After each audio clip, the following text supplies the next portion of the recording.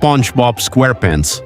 Siapa yang tidak tahu kartun legendaris tentang si Spons kuning yang selalu ceria dari dasar laut Bikini Bottom ini? Di Indonesia, kartun ini sudah menemani masa kecil kita selama puluhan tahun melalui layar kaca televisi. Karakternya yang lucu, polos, dan penuh tawa membuat kita berpikir bahwa kartun ini sepenuhnya aman untuk semua kalangan. Tapi tunggu dulu. Tahukah Anda, di balik keceriaan yang sering kita tonton, ternyata Nickelodeon menyimpan sisi kelam yang sengaja disembunyikan dari penonton?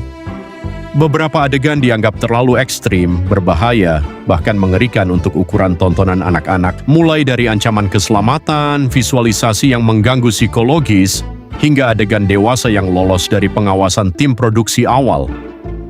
Malam ini, detektif animasi akan membongkar file rahasia tersebut. Bersiaplah, inilah 5 adegan SpongeBob SquarePants yang dihapus dan dilarang keras tayang di televisi. 5. Kita mulai daftar ini dari episode yang paling pertama, yaitu episode pilot berjudul Help Wanted. Di episode ini, kita melihat perjuangan awal SpongeBob untuk diterima bekerja di restoran Krusty Krab. Di akhir cerita, SpongeBob sukses besar menyelamatkan restoran dari amukan para ikan teri yang kelaparan menggunakan spatula canggihnya. Karena terlalu bersemangat dan saking bahagianya, dalam versi asli pra-rilis, SpongeBob melakukan selebrasi yang sangat ekstrim. Dia melompat ke udara dengan begitu kuat hingga tubuh Sponge-nya terlempar keluar, meninggalkan celana kotak dan celana dalam putihnya di bawah. Ya, dia melompat dalam kondisi telanjang bulat ke atas layar sebelum kamera berganti posisi. Meskipun bagi sebagian orang ini hanyalah lelucon kartun yang konyol, Badan Sensor Internasional dan stasiun TV di Indonesia menganggap adegan ketelanjangan atau comic nudity ini tidak pantas dipertontonkan kepada anak-anak secara bebas. Akibatnya, saat ditayangkan di televisi, adegan melompat keluar celana ini dipotong total. Video langsung dialihkan ke adegan Tuan Krabs yang sedang menghitung uangnya. Sebuah sensor yang rapi, hingga membuat banyak dari kita tidak menyadari bahwa ada beberapa detik adegan yang hilang di sana.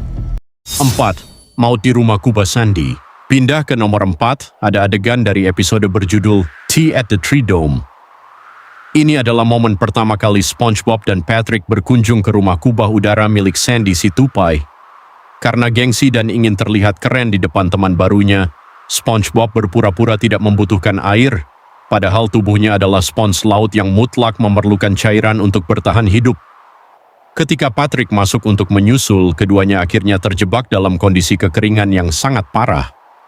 Nah, dalam potongan adegan aslinya, sebelum Sandy datang memberikan mereka helm air, terdapat visualisasi yang dinilai terlalu realistis dan mengerikan.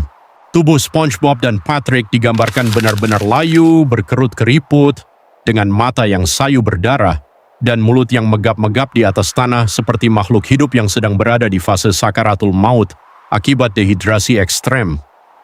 Beberapa stasiun televisi swasta di Indonesia memutuskan untuk memotong adegan megap-megap yang terlalu lama ini.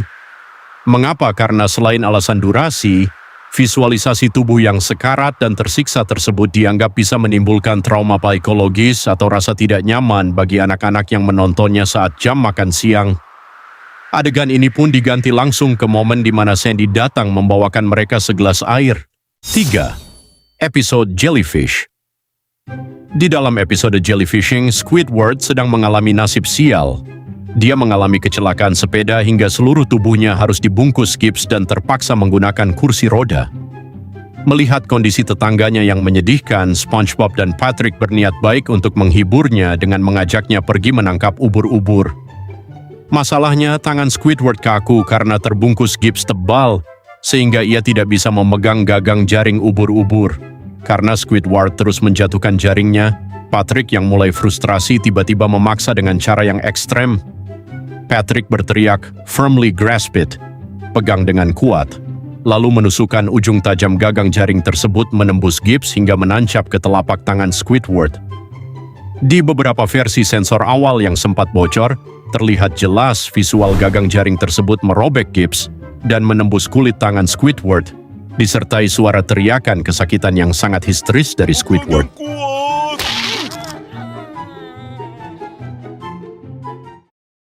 2. Insiden bom bensin.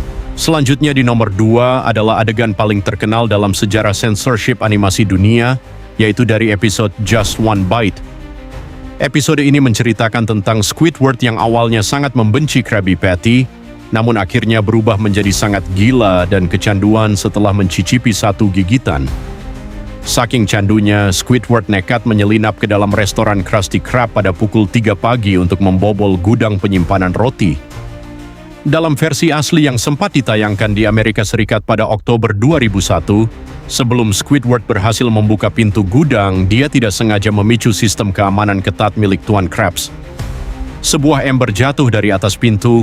Squidward mengira itu hanyalah air biasa, namun saat dicium, cairan itu ternyata adalah bensin. Tiba-tiba sebuah lengan robot muncul dari dinding membawa korek api yang menyala dan menjatuhkannya ke tubuh Squidward. Squidward terbakar hidup-hidup hingga gosong. Yang mengerikan, ketika dia membuka pintu berikutnya, jebakan bensin yang sama kembali jatuh dan membakarnya untuk kedua kali. Adegan pembakaran ini langsung menuai kontroversi besar. Pihak Nickelodeon menghapus adegan bensin ini secara permanen dari seluruh penayangan global, termasuk di TEV Indonesia. Alasannya ada dua. Pertama, episode ini tayang tidak lama setelah tragedi serangan 11 September di Amerika, sehingga visualisasi ledakan dan api dianggap sangat sensitif. Kedua, adegan ini ditakutkan akan ditiru oleh anak-anak kecil yang mencoba bermain-main dengan korek api dan bensin di rumah. Kini, versi TV yang kita tonton telah dimodifikasi.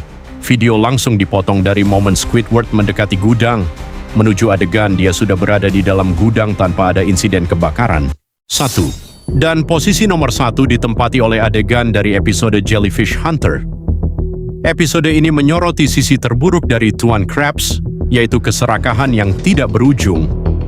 Setelah menyadari bahwa selai ubur-ubur sangat disukai oleh pelanggan, Tuan Krabs memaksa SpongeBob menangkap seluruh ubur-ubur di lautan untuk diperas menggunakan mesin pabrik yang kejam. Dalam draft animasi awal yang diajukan oleh tim animator, terdapat sebuah adegan di mana SpongeBob mulai memprotes tindakan keji ini kepada Tuan Krabs. Saat Tuan Krabs menolak untuk berhenti, wajahnya direncanakan berubah secara drastis melalui efek visual zoom in. Mata Tuan Krabs menjadi merah menyala, giginya berubah menjadi tajam bak monster, dan kulitnya berkerut mengerikan dengan latar belakang kobaran api hitam. Visual ini dimaksudkan sebagai metafora bahwa keserakahan telah mengubah Tuan Krabs menjadi monster sejati. Namun visual ini dianggap terlalu mengerikan, disturbing visual, dan berpotensi memberikan mimpi buruk bagi penonton balita. Pihak studio akhirnya membatalkan visual monster tersebut dan menggantinya dengan ekspresi marah Tuan Krabs yang biasa kita lihat. Ditambah lagi, di televisi Indonesia, beberapa adegan yang memperlihatkan ubur-ubur menjerit kesakitan saat diperas oleh mesin pabrik juga dipotong karena dinilai mengandung unsur kekejaman terhadap makhluk hidup. Itulah tadi 5 adegan kartun SpongeBob SquarePants yang dihapus dan dilarang tayang di televisi demi keamanan penonton setianya. Di balik fungsinya sebagai hiburan, ternyata proses sensor sangat penting untuk melindungi tumbuh kembang anak-anak dari visualisasi yang berbahaya. Bagaimana menurut Anda? Apakah keputusan stasiun televisi untuk memotong adegan-adegan tersebut sudah tepat, atau justru membuat ceritanya menjadi kurang seru? Tuliskan opini cerdas Anda di kolom komentar di bawah ini. Jangan lupa untuk klik tombol like, share, dan subscribe akun ini agar Anda tidak ketinggalan informasi menarik dan konspirasi animasi lainnya. Terima kasih telah menonton Detektif Animasi malam ini. Sampai jumpa di video berikutnya.